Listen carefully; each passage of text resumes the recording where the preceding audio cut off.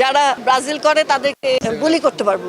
আমি জন্মগতভাবে আর্জেন্টিনা। মেসির খেলা কার না ভালো লাগে, যে ব্রাজিলের সাপোর্টার তারও ভালো লাগে।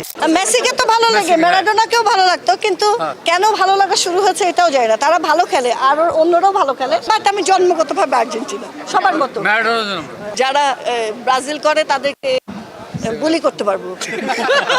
না, রাত জাগা হয় না বললাম। আমার একটা 1 বছরের মেয়ে আছে, তাকে নিয়ে আমি 9টার সময় ঘুমানোর প্রস্তুতি নেই। তো আমার জীবনে থেকে অভিনয়, খেলা আপাতত আগামী আরো 1 বছর সবকিছু থেকে বেশি প্রায়োরিটি সর্বজয়া আমার মেয়ে। এখন অফকোর্স মেসির খেলা কার না ভালো লাগে, যে ব্রাজিলের সাপোর্টার তারও ভালো লাগে। আমি একটা অর্গানিক রেস্টুরেন্ট আছে আমার, অর্গানিক ফুডের আর অর্গানিক প্রোডাক্ট সেল করে, এরকম একটা পেজ আছে। তো সেটার নাম হচ্ছে ট্রুগ্যানিক বাই স্বাগতা। একজন শিল্পী কিন্তু অনেক উদাসী টাইপের একটা মানুষ, হ্যাঁ, তার পক্ষে ব্যবসা বাণিজ্য করাটা খুব মুশকিল।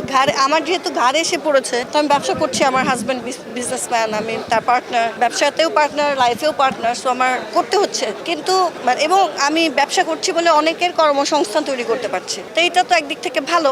আর হচ্ছে আমি পজিটিভলি দেখি, কিন্তু যে শিল্পী করতে চায় না বা পারে না, তাকেও আমি নেগেটিভ ভাবে দেখি না, কারণ সে তো তার শিল্পটাকে ঠিক মতো করছে। কিছু এনজয় না করলে তো করা যায় না। ব্যবসা তো ভালো জিনিস, সবাই এসে বলবে আপনার প্রোডাক্ট ভালো খেয়েছে। আমার যেমন রেস্টুরেন্ট, খেয়ে আপনি যদি ফোন করে বলেন আপা মিষ্টিগুলো যে কি ভালো ছিল, ভালো লাগবে তো। এটাই, খেয়ে যাবেন, দেখে যাবেন কেমন মিষ্টি, তারপর ফোন দিবেন আমাকে।